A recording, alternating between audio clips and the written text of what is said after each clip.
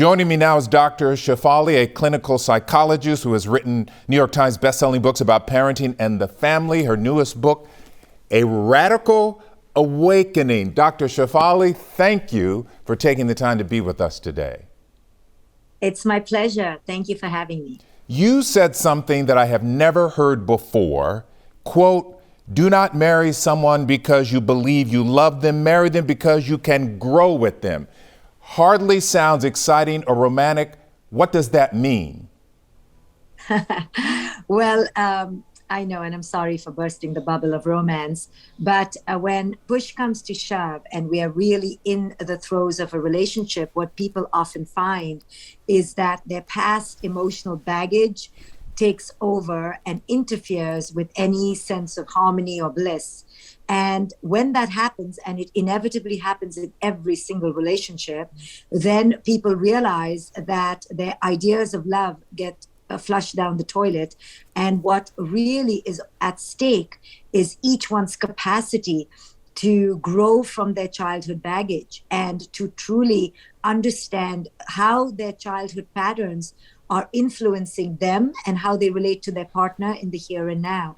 So if we don't have those skills, or are not willing, or are not capable or desiring of that kind of deep inner work, which I call growth, then it doesn't matter for how much you love or like someone. The relationship will not be able to transcend those emotional wounds. Therefore, I say, because the common mythology right now is to just marry for love, that I just am challenging that and telling people, well, love is wonderful, but it's not going to hold a candle to the dysfunction that comes with that love, which we need to really heal from, and that is called growth. So between love and growth, also put growth equally on the top of that checklist. So how you have a lot of clients over the years. Are we all dysfunctional? Do none of us come into relationships whole and healthy? No, I didn't say we're all dysfunctional. I said that those patterns could create dysfunctionality in relationships if we don't become aware of them and heal them. To your question, are we all kind of messed up in some way? Yes, but that doesn't mean we have to be guilty about it or ashamed about it. We have to just look at it as an opportunity to become better, expand, evolve, either together or apart. We all inherited legacies of psychological worth or unworthiness from childhood, some to some degrees more than the other. And that's okay. But the job is not to be pristine and pure of any dysfunction. The job is really to understand and heal our past triggers and our patterns and to become as whole and empowered as possible. So how do we go about unpacking the baggage? What's the exercise to do that? Now, what are the months and years of inner work that will help that, you mean? Well, first is the declaration of a commitment to be willing to see your patterns as they show up. That is number one, because if we don't have a commitment to this work, step number one will fall away because it needs to be followed by steps 2 to 100. So this is not a joke. This is a lot of inner work that needs to be adhered to and committed to in order for us to undo the legacies of patterns that we got not only from our families, but from culture. Culture has given us a heavy dose of unworthiness as well that we need to unbraid and untether from. How has how has culture given us a dose of unworthiness? Explain. Okay, from every single institution, starting from birth. So we are born into the womb or conceived in the womb.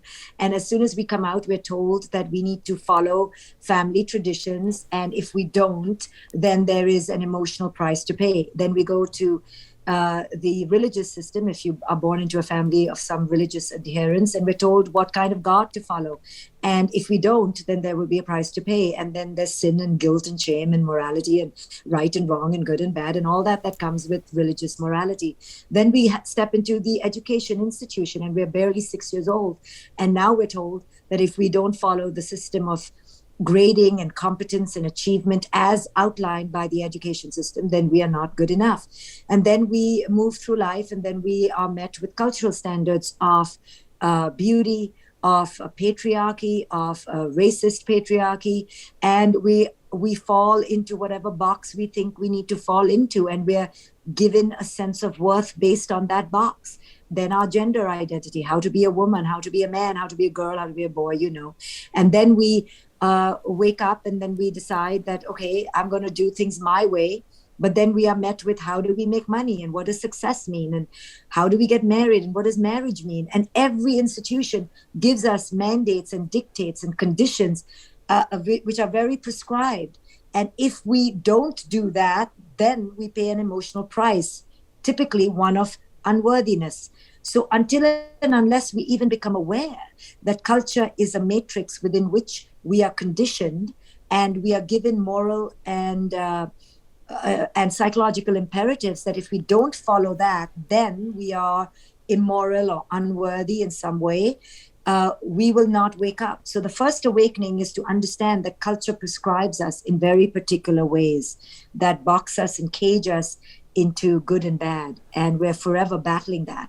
We as women have more things added onto us: how to be good mothers, how to be beautiful, how to be skinny, how to fit into the perfect box of sexuality and partnership and wifehood, if you choose to be a wife, and so on and so forth. Men have their own: how to be successful, how to achieve, how to provide. So we all have our own mandates, but we're asleep to them.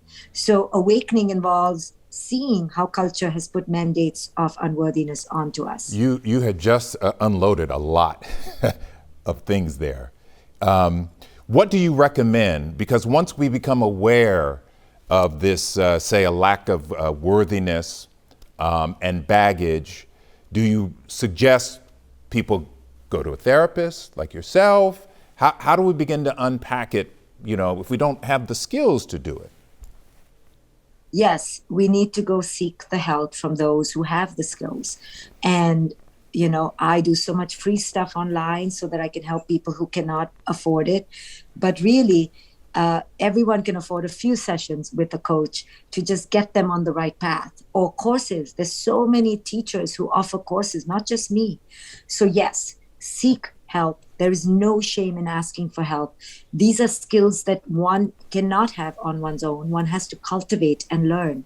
So yes, that is what is the next step. I'm glad you mentioned that. And for those who are watching, Dr. Shefali is ubiquitous on Instagram. Follow her.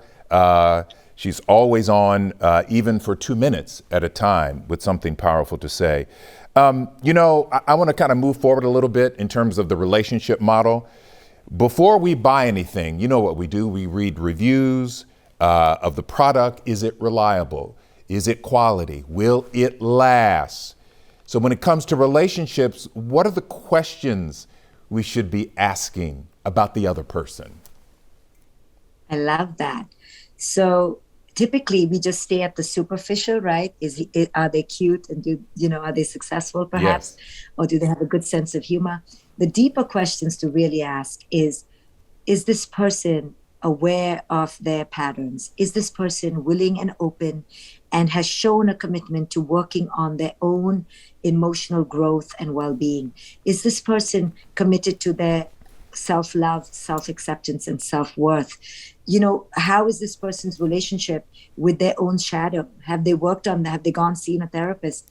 These are the very key questions. Does this person meditate?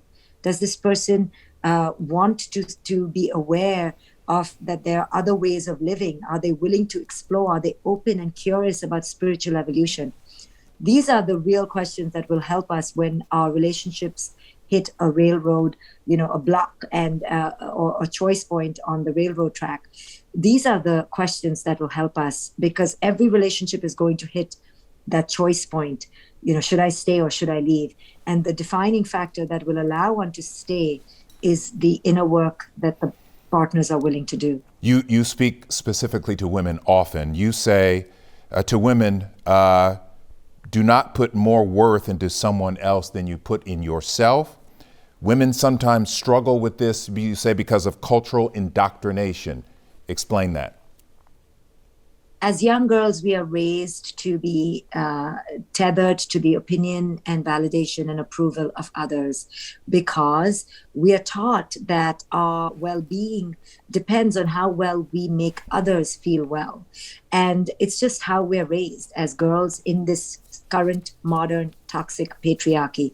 And because of that, we expect to receive that worth from the outside. And because of that, we place a high degree of onus on the other's opinion and validation of us, and we're enslaved by that. So unless we see how this setup is detrimental to our psyche, and then reverse that, unfold that, undo that, and take the power back for ourselves, we will not evolve. It is not the other's fault that we give them our power, but it is not their responsibility to have that power either. We need to take the power back without yelling and screaming and blaming the other for having enjoyed this power, because we gave it to them. So now we need to lovingly, embracingly take it back, because it was ours and never ours to give to anyone else. You say your power lies in your admiration for yourself. I am worthy. I am good enough. I am really awesome. That sounds like a fantastic pep talk. How does that work in practice? Yeah, I don't think I ever used those words. So what I would have said, I think, is what you deserve is unequivocal self-acceptance. Self-acceptance means a radical embrace of every single part of yourself, the parts that are fearful and those that are courageous, the parts that are embracing in oneness and those that are envious in separation, those that are petrified and calcified, and those that are emboldened and empowered. Self-acceptance. I'm anti-pep talks, I'm anti-motivational speech and affirmations just for the sake of affirmations. I believe in doing the work to truly embrace self-acceptance. That is very deep work, and it goes beyond pithy maxims or trite, cute sayings. So this is like deep embrace of one's light and one's shadow. I thank you for clarifying that point. Do you believe in the marriage vow till death do us part? No, I don't believe in that. Because you don't have to, because, sorry, I will try to do this well. The marriage vow is a vow that you take in the present moment for a unforeseeable future. There is something fundamentally wrong with that, because you cannot take a vow. First, taking a vow for something for the future is a setup for failure. Like, are you just deluded to make a promise for yourself in the future when you haven't met yourself in the future? Why box yourself in? Because marriage is an institution that wants certainty. Life is not certain. Life is not absolute. So when we fall into the trap of believing that life is absolute and certain, we are all participating in a delusion. Then we make a vow till death do us part. Till what? What if I grow horns and you don't like the horns? Now I'm going to blame you for not liking my horns? There is no prison such as this. And the naive person who does it with well-intention because they love the idea of romance and future and is really just saying, I really don't know what I'm doing in the future, but let's just pretend we do. That's what the vow should be followed by, because that's really the truth. We cannot make promises for who it is we don't even know we will be, and we cannot take the promise from another for who they don't know who they will be. So we're just two children wanting to eat some wedding cake and open some presents and pretend like we know the future. So let's at least say that we're pretending to know the future. Let's not pretend like we actually know, because it's delusional. So the vow is based on a false premise of a delusion, because you have no idea. You're just promising something for which you shouldn't be beholden to. And then you feel guilty and ashamed, which is the intention, by the way, because you made a promise in your 20s and now you're 52 and you're completely a different evolved human being. Yeah. The institution becomes a calcified cage that doesn't allow for evolution. At least can we renew the vows every 7 years? Can we at least renegotiate the contract? Mm-hmm. I mean, I don't know a single contract that is not renegotiable and is binding. And this is the most important thing that you will do in your life. Yeah, I think And the you do it in legal your 20s. yeah, I think the legal term is into perpetuity, and you're saying that does not going to work. You have just blown up the narrative. Obviously, you're aware of that. So I'm very aware. So we should manage these relationships in the moment, from moment to moment. Yes. We are always managing the relationship and life in the moment. We have a delusion that we are managing it in perpetuity. And that's why COVID, the pandemic, was such a blasphemous shock on everyone's ego, because they were like, how can this be in the Western modern world? How can this be? I will not wear a mask. I will not be succumbed to this thing called the plague. No, I will not, because we thought we could control life, and we can't. We never have. It was a delusion that we were. And if anything, the pandemic showed us that there is no future, people. There is only the present. We are always in the present. It's our own human delusion brought about by our very narcissistic egos that believes that we are in control of anything. We never are, we never were, we never will be. Wow. All right. You talk about in the book and on Instagram about your own marriage and divorce. Given where you are today, your awakening, would you marry again? Myself, yes. Okay, that's encouraging. I think Yeah, people I'm will going to go, get oh, married. wow. I'm going to, no, I think you misunderstood. I said I will marry myself, yes. Oh, okay, how about marrying somebody else? I don't need to marry anyone else, because in terms of the institution, because when you truly are in a connected relationship with someone, especially at the age I'm at and probably you're at, is we don't need the endorsement and approval of the judicial and the religious system to endorse us anymore. We're not children. I don't need other systems to depend on to tell me that my love is valid. So I'm past that. But not everyone has to be. I'm just personally past that. I don't need other institutions in my connection to self and other. Let's talk about parenting, shall we? Because you've written books about it.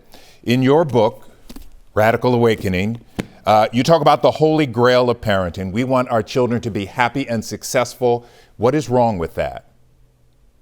I love how you ask the question. What is wrong with that? So lots is erroneous with it, and dysfunctional and delusional, my favorite words, delusional. So the reason, and just the quick answer is, we don't know what success means. If I ask people what success means, they'll be like, oh, to be happy. So I'm like, oh, why didn't you just say that? The reason why people don't say that is because they mean only a four-letter word for success, RICH, and they don't want to say it. Because I tell people, what if somebody comes up to you, what if your kid comes up to you and says, you know what, I found the eternal secret of success and happiness, and I want to go and be a monk on the streets of Nepal and beg for alms, and that's who I want to be, or I want to be a prostitute, or I want to be whatever I want to be. And the parent is like, no, you have misunderstood the entire definition of success and happiness. So parents fool themselves in saying that they want their children to be happy, because they really only want their children to be happy to make themselves feel okay with themselves. Because happiness is a myth. It's an illusion. It's so transient an emotion. It's an unattainable goal to be happy all the time. So the real thing we should want our children to be is authentic and present to their own life's experiences, whatever that is. If your kid is crying for 16 days, that's their experience, and that's a valid experience. We don't need to make them happy in order to make ourselves feel okay with their crying. So I help parents to understand that both these goals of success and happiness are just pithy words we espouse, but they really have no basis in real life, because success has no one definition, unless you really mean it to mean wealthy. And happiness is just the most fleeting, transient emotion. So it's impractical. So once parents realize that, and they begin to see it's actually their own expectations for their own well-being that they're imposing on their children, then they begin to shift in their attitude. You will admit, though, that I'm a parent. I have a 14-year-old.